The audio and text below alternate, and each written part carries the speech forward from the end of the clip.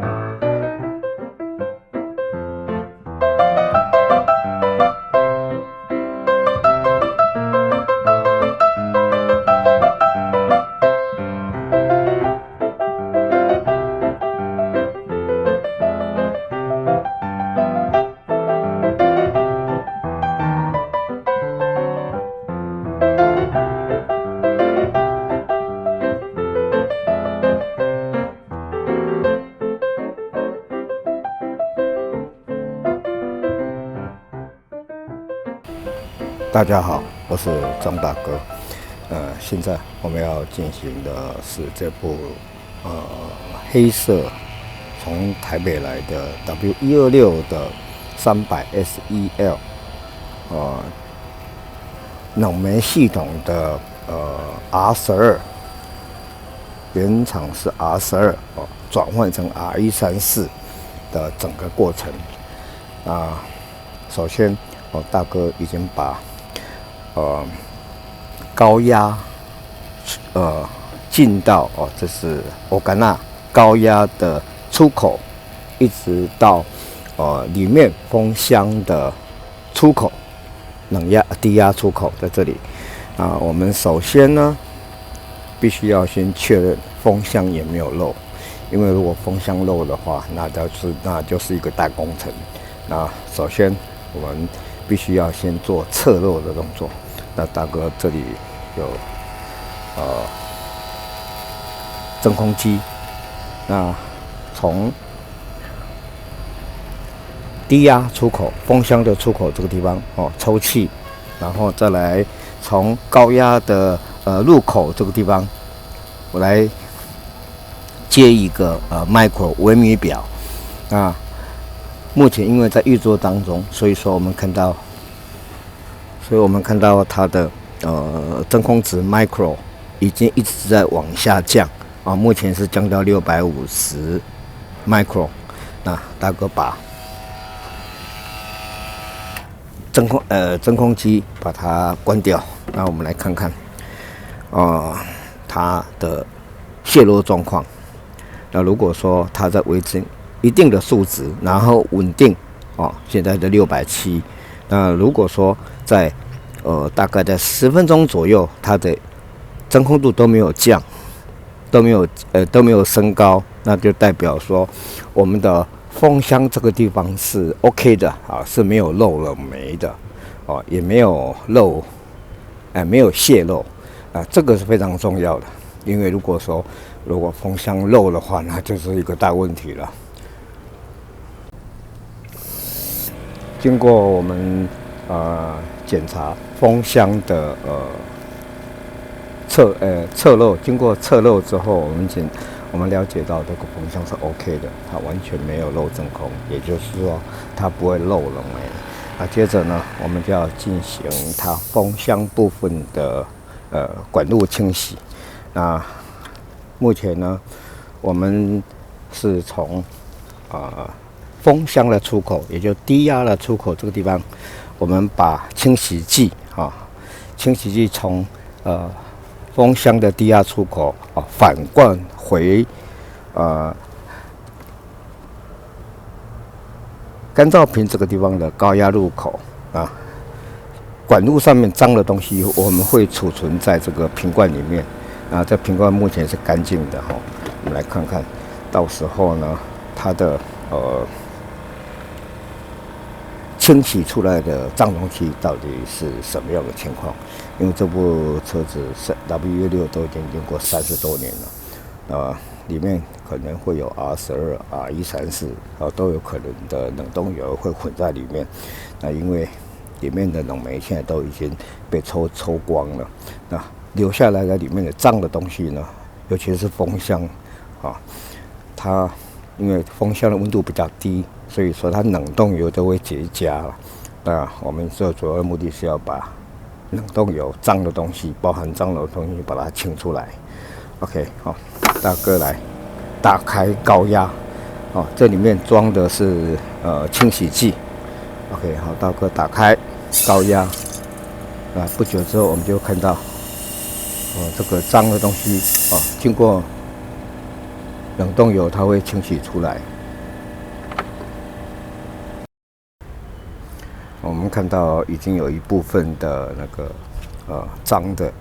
管路上面脏的液体已经流出来了大哥再继续加压。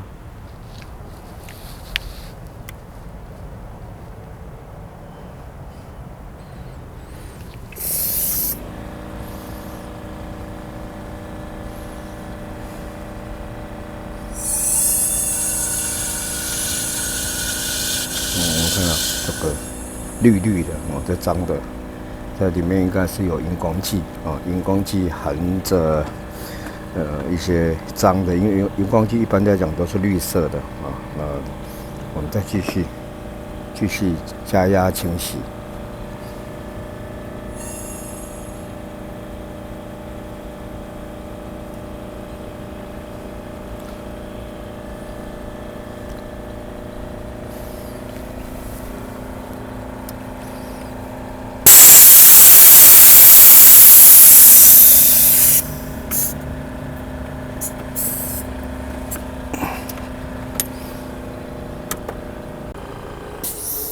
我们现在看到这个绿绿黑黑的，这个就是风箱清洗出来脏的东西经过30多年的管路，我们看到里面还有黑黑的沉淀经过这个清洗之后呢，我们应该要再保用20年吧。目前我们看到冷凝器零白这个地方真空度是310 micro。大哥把真空机把它关掉之后，我们来看看它这个真空度的改变几乎连动都不动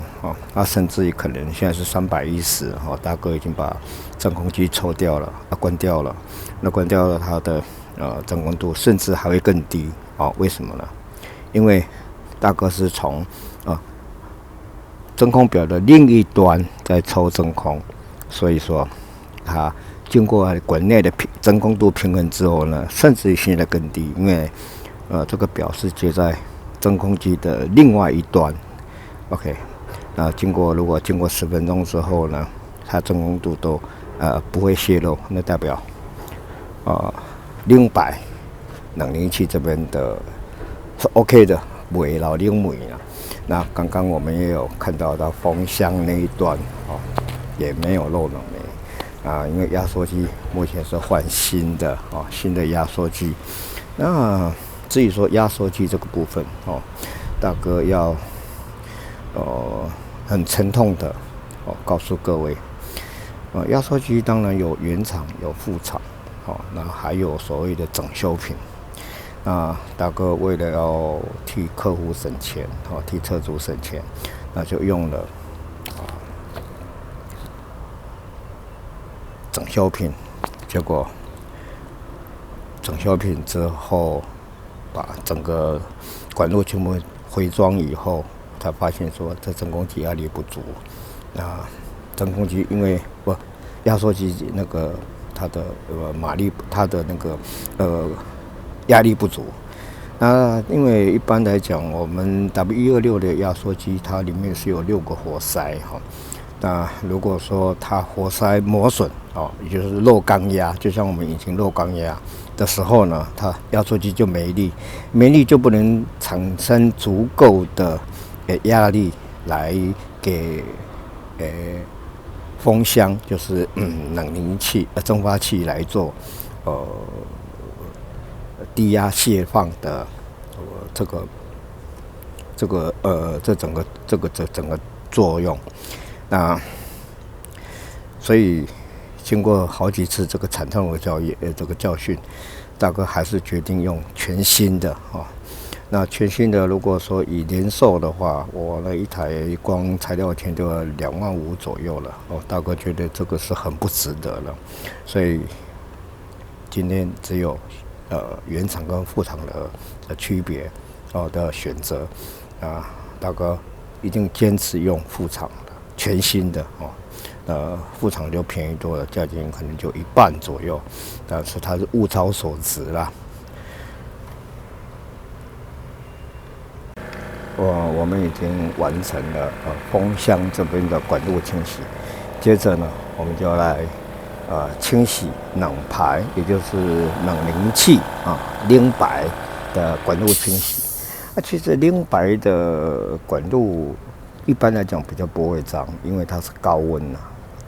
压缩机打出来它是高温，有70-80度的温度，所以说它冷冻油的部分比较不会凝结不像风箱，因为风箱温度比较低很容易就结痂沉淀我们清洗的过程是从压缩机从零白出来的高压这边反向用清洁剂把高压反向打回去到哪里呢？打回去到那边我们看到的这个地方这个地方就是压缩机的高压的出口也就是说冷凝器的入口这个地方我们接了一个管子，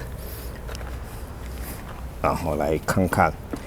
把脏的东西从这里来看看它到底会有多脏。 OK， 好，大颗来打开清洁剂，等下我们就会看到它那个零白出来了，一样是绿绿的这个是应该就是荧光剂，但是看起来没有，它比较绿没有黑，看起来没有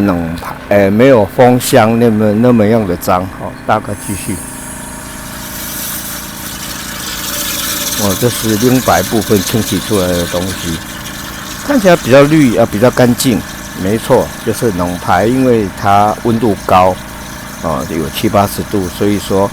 它里面陈列的东西比较少。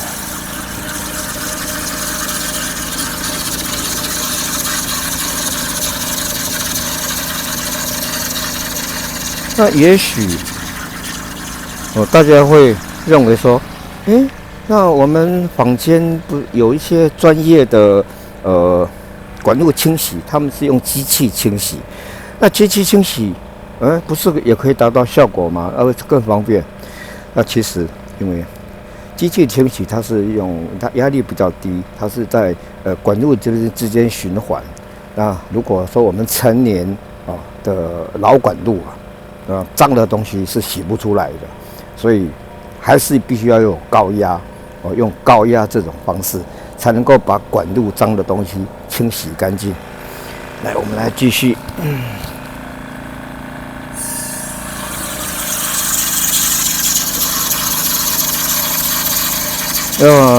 专业店他们的那个管路清洗机管路清洗他们是高压一直让，好像水流让它一直流动就有点类似让我们水流开水龙头，然后让它水一直流动。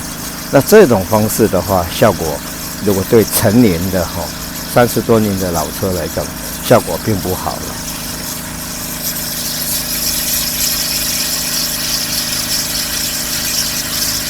OK， 我们来看一下它跟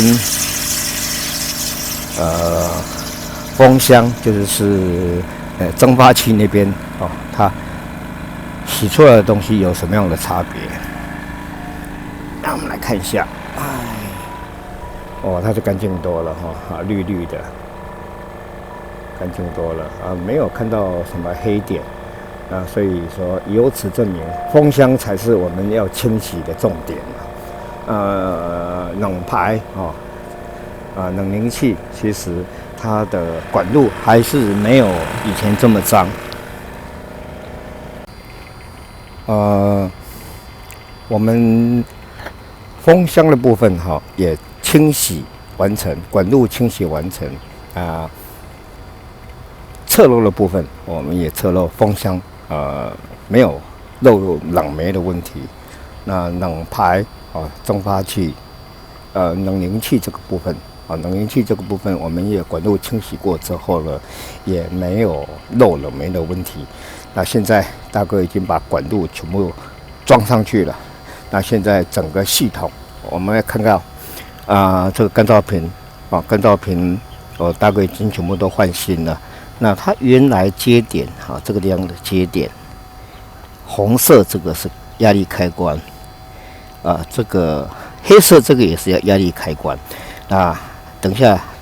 大概我有空我再来介绍这两个开关到底在做什么用。那现在呢，我们进行的是整个系统的抽真空状态。那确定没有漏冷媒之后呢，我们就要开始定量的灌 R134的冷媒。那目前我们看到微米计目前是200 micron 200微米。200微米的时候呢，我们已经没有办法再看到说到底如果从一般的数位表一般的压力表，我们已经没有办法判断说现在到底是压力值是真空值是多少。比如说现在我们看到高压是负14.5 psi， 那左手边是低压的负14 psi。那现在我们看到是200微米200 micron。那如果说是3000 micron 的时候呢，其实显示出来也是负14.5跟负14.0 psi， 也就是说它的用 psi 或是说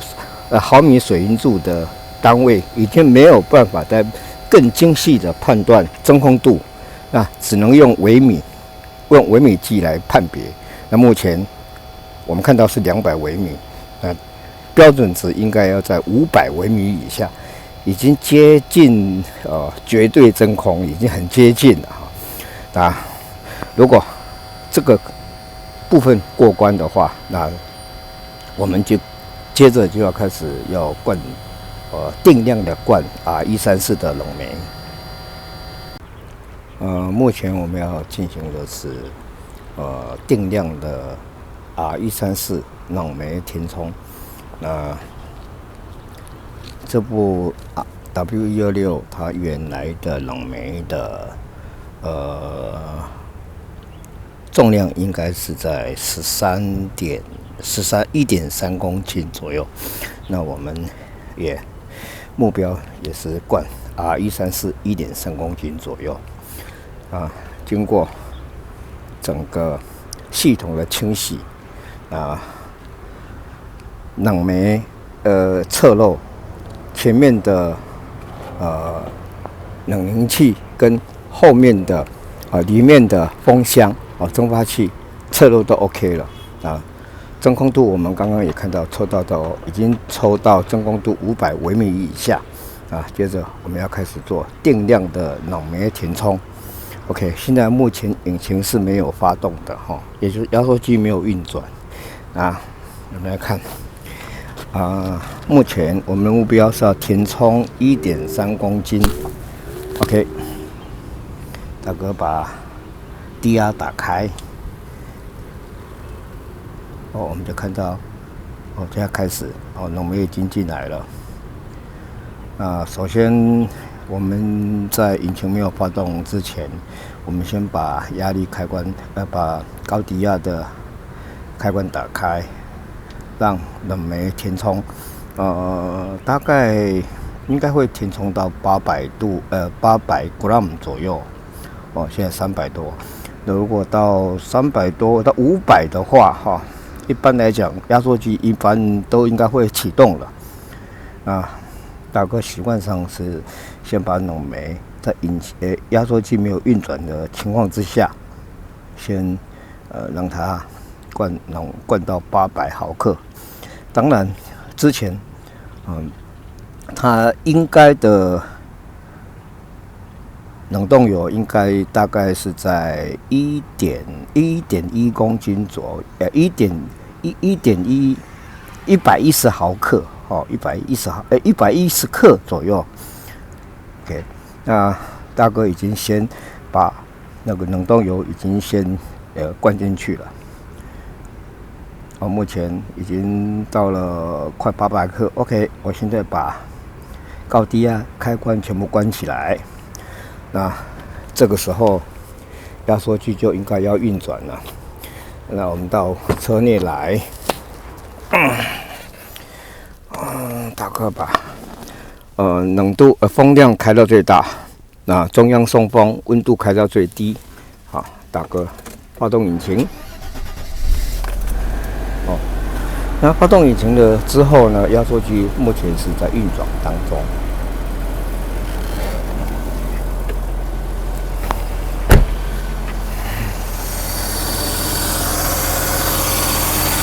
我们看到压缩机已经在运转了哈。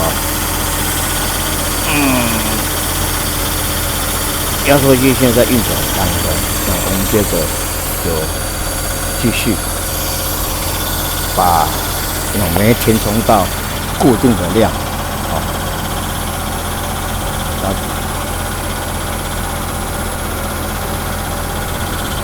现在是900多了。OK， 我们继续把低压打开，利用压缩机的真空吸力，把冷媒继续的填充进去，目标填充到1.3公斤左右。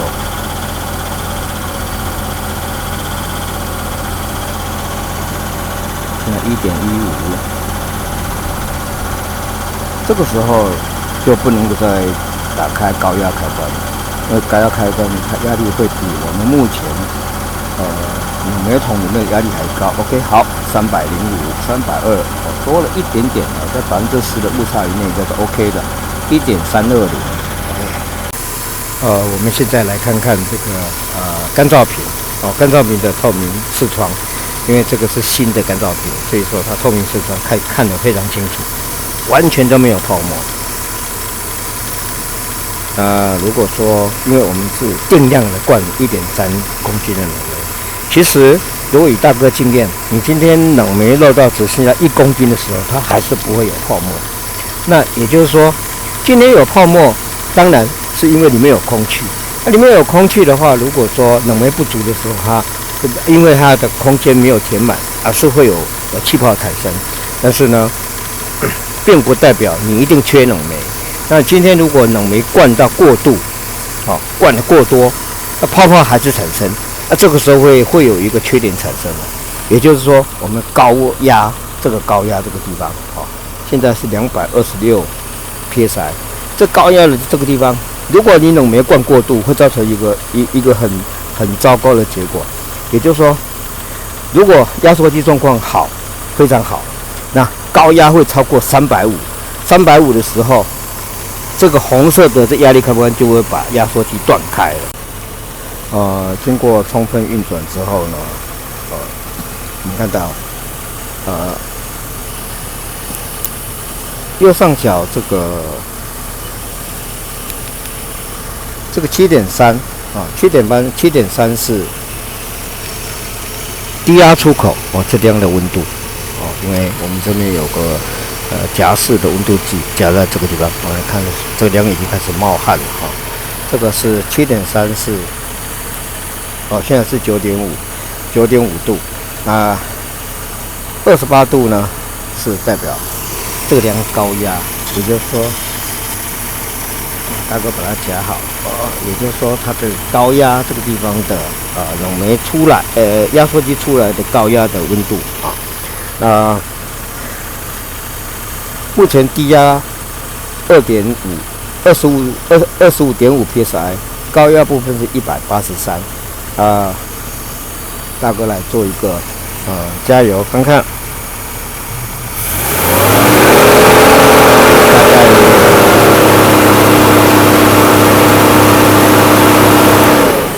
OK， 好，我们让它怠速。目前这个低压出口的温度是在5.2度。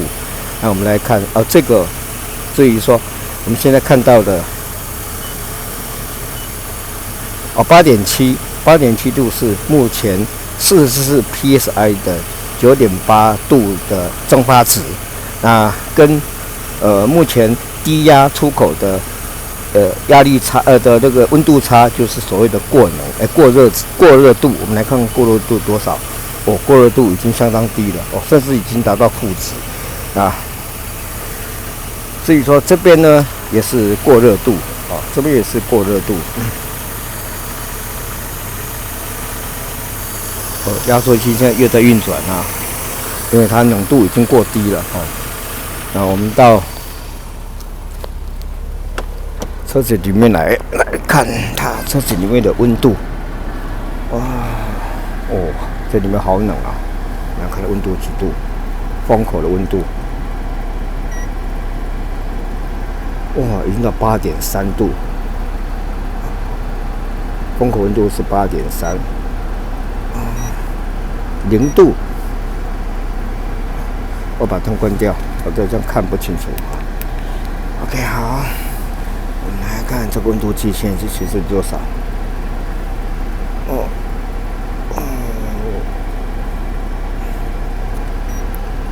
-2已经达到负值了。来看看8.7度如果以这个温度计是已经8.6度了，已经8.6度这里面相当冷了。而且大哥现在送风是送最强的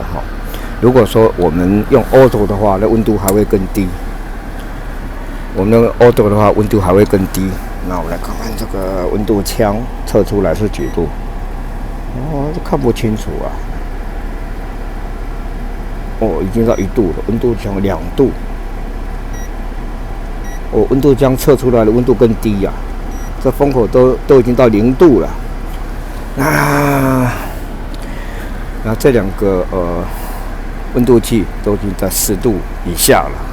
这温度已经相当冷了，2.8。我们来看这边的2.8。1.3、1.2、2.0，这个已经超级冷了。那大哥想要利用这个机会跟大家解释一下。至于说这个温度这个温度这温度计应该怎么调整因为我们在 W126 它是恒温是恒温的一种设计。那应该我们正常使用应该在22度这个22度左右到18度之间也就是说，不管你是冬天夏天，你应该都放在这个位置。那这个地方我们放 auto 那温度一定会在18跟22度之间。那今天因为这个冷气如果说是状况非常好，那也没有那个我们的暖气管路也没有堵死，也没有因为泄漏堵死的话，也就是说冷暖气都正常，那就应该要开在22度像现在大概开在22度，我发现已经有暖气出来了这里已经有暖气出来了这个地方已经有小风出来它温度应该上升了到20几度了，我们看到已经到20几度26度了。那它的设计就是说，这里是暖风，那旁边呢是冷气旁边的是冷气，旁边这辆是冷气，那所以是冬冷夏凉记得。但是如果说我夏天的时候我放22度，感觉上不够凉快。那你想想看，如果它这个设计它温度计是正确的话，我们在 7 的时候呢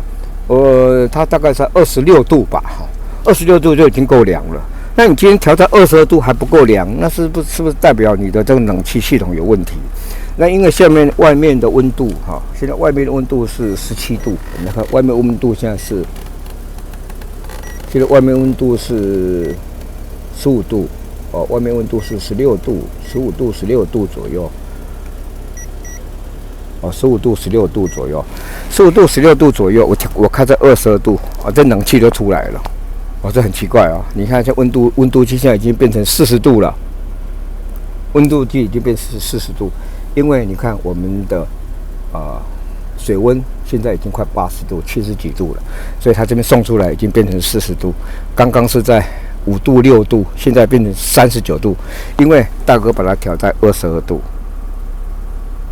这样了解，所以说外面是16、7度，但是我们里面应该是在22度左右，这代表说这部车的冷暖气系统都是完全正常的，那如果说我们发现我22度，夏天外面35、6度不够凉，我今天把冷度开到最大，结果会造成什么问题呢？冷气也不凉。但是风速会变得很强很吵，因为你风再大也没有用，风再大因为冷度不够，结果会更吵。所以说这个就是你的冷气系统需要整理了。那以这部车来讲，冷气刚关，压缩机刚换好，那整个系统完全是最正常的状态的时候，我开22度，它是暖气。现在有小风出来啊，现在就是暖气了。再看一下。刚刚的5、6度，现在变成40几度，43度了，很奥妙哈。你看这个小表也是43度，这个小表也是43度，是代表着温度是正确的。所以说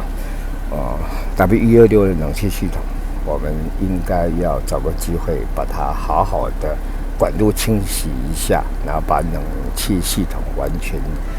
让它恢复正常。因为经过30多年下来的之后呢。管路堵塞了脏的东西很多记得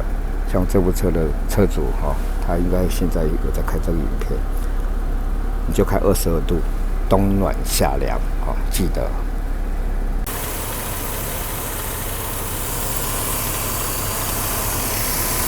我们来看看这个干燥屏这个视窗完全都。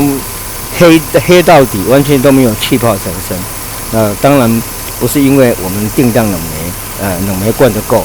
今天如果是冷媒到漏到只剩下1公斤的时候，1.3公斤漏到1公斤的时候呢，它一样还是不会有气泡的。那可能要以大哥经验，可能要在800吧，800你就稍微看到有点气泡出来了。然后所以说气泡。只是让我们了解说里面有没有第一个冷媒够不够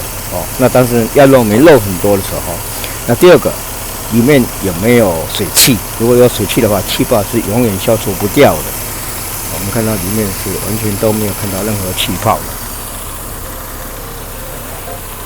OK， 大哥报告到此结束，拜拜。